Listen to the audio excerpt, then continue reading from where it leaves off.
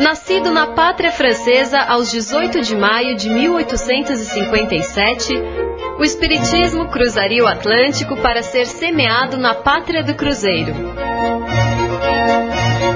Entre os homens de boa vontade, um desempenharia um papel importante pela solidificação dos primeiros passos da doutrina espírita na terra dos tupiniquins. Esse homem é Adolfo Bezerra de Menezes Cavalcante. Bezerra mudou-se ainda moço para o Rio de Janeiro, onde cursou medicina. Depois de alguns anos exercendo a carreira médica, ingressou na política e teve atuação destacada na capital do Império, defendendo causas sociais como a abolição da escravatura. Católico, Bezerra se converteu ao espiritismo após ler o Livro dos Espíritos. Vida Além da Vida de hoje vai falar sobre o homem que ficou conhecido como médico dos pobres.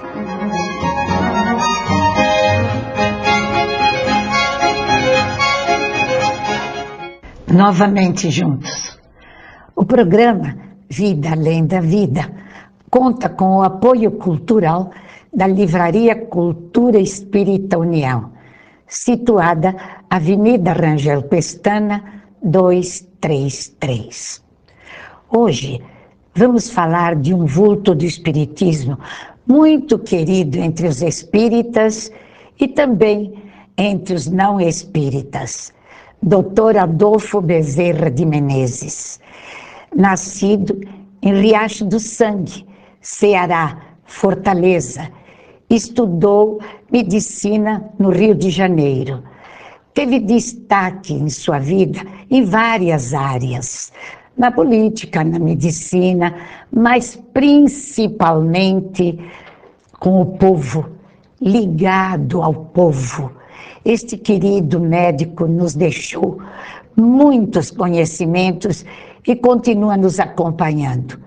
Vamos ouvir o nosso João Comiscas e Neymer Mazotti no quadro Doutrina e Aplicação, falando sobre Dr. Bezerra de Menezes.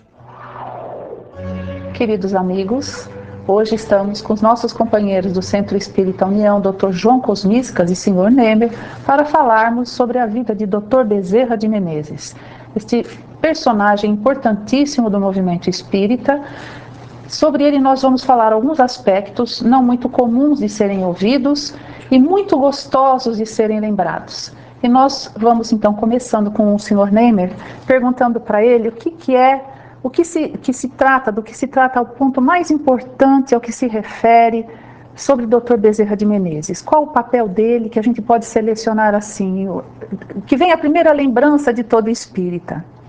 Dr. Bezerra de Menezes é a esquina. A partir dele é um espiritismo, antes dele, praticamente não existia. Quando havia aquela dúvida enorme se o espiritismo encaminhava para a intelectualidade ou para que caminho seguia, Dr. Bezerra impôs as condições que hoje ainda prevalecem no movimento espírita, que é o da assistência social, que é do trabalho, da participação, da vivência do povo, junto ao povo, a ligação com o povo. Tanto é que naquela ocasião o espiritismo era conhecido apenas pela participação dele na assistência social, que era muito intensa. E a partir daí o espiritismo se encaminhou para isso, não abandonando, mas ele concentrando sua ação junto ao povo, porque ele sabia que a parte intelectual é extremamente atrativa e não adianta querer segurar, porque quem raciocina vem para o espiritismo, porque não tem outro jeito, mas ele concentrou por aí e daí saiu o espiritismo. Isso, o espiritismo existe no Brasil por causa dessa política adotada. E no outro país não existe tanto espiritismo, porque não existia um Dr. Bezerra em algum outro lugar. Quer dizer, o que diferenciou o movimento espírita do espiritismo em outras partes do mundo. Em toda parte do mundo, exatamente. Sim. Doutor João, a gente vê muitos centros espíritas, doutor Bezerra de Menezes, como mentor ou como patrono, dando nome a grupos espíritas. Como é que ele consegue estar assim, ao mesmo tempo, em tantos lugares? o espírito tem a capacidade de ubiquidade, ou seja, não necessariamente ele está presente em diversos locais. Ele está presente mentalmente, irradiando o seu pensamento, através também do grupo de espíritos que ele coordena. Então, a mensagem de um determinado rádio, o locutor não precisa estar dentro da minha casa. Uma emissora de televisão, nós não estamos na casa de cada um, mas irradiamos nossa palavra e nosso pensamento, nossa imagem através da televisão, em todos os lugares que se necessita. É dessa maneira que funciona, porque a doutrina espírita esclarece muito esse tipo de situação. Não necessariamente o espírito está presente ao meu lado para que ele se comunique, mas a irradiação do seu pensamento é captada por ondas através da minha antena psíquica, e é assim que funciona o trabalho de Bezerra. E essa equipe dele deve ser imensa, não é? Ele tem nós gostaríamos de participar. Um dia, quem sabe? Se Deus quiser, nós estamos trabalhando para tanto. Ainda que seja para limpar as feridas, recolher os curativos. Só receber o crachá já está bom. Oh. Seu Nemer, no Centro Espírita União tem um laço muito forte com o Dr. Bezerra. Todos nós conhecemos a história, então conta um pouquinho para os nossos espectadores. Mas você devia fazer essa pergunta para a dona Nélia. Ela conta a história com legitimidade, com segurança, com toda a vivência.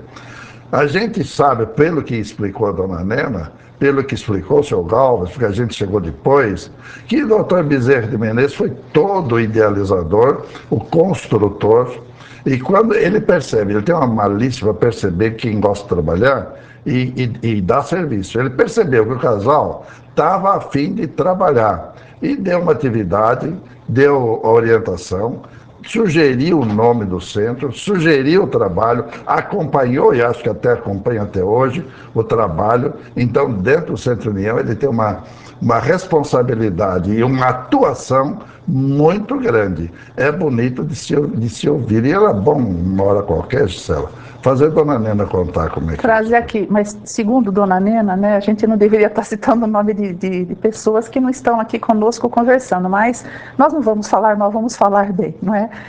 Segundo ela, Dr. Bezerra, na sua humildade, na sua simplicidade, desde o início tem acompanhado todo o trabalho conduzido para as obras sociais que ele trouxe a personalidade dele, de espírito, quando encarnado, foi essa, ele conduziu todo o seu trabalho para assistência, para os pobres mesmo, e ele veio justamente orientar o trabalho no Centro Espírita União como o mais importante seria essa questão de orientação e ajuda aos pobres, que é aquilo que Jesus, ele é um apóstolo de Jesus também, não é? Ele também é conhecido, também se refere a isso, ou seja, pelas atitudes dele, ele tem um comportamento de apóstolo, que busca chegar ao coração das pessoas pelo Evangelho, pelo amor. Mas contam as pessoas mais antigas do Centro União que ele dava comunicações e as pessoas não sabiam que eram ele. E que foi uma vez que Chico Xavier revelou que ele já estava dando comunicações há muito tempo. Quer dizer, um espírito tão importante, tão querido, tão admirado, ele já estava acompanhando, já estava ali, esteve sempre presente. É isso que é bonito, por isso que nós falando dele, a gente se deleita, né? Ele não cobrava royalties, né? Ele não fazia questão. Nem a dona Nena, viu? Não fazia questão.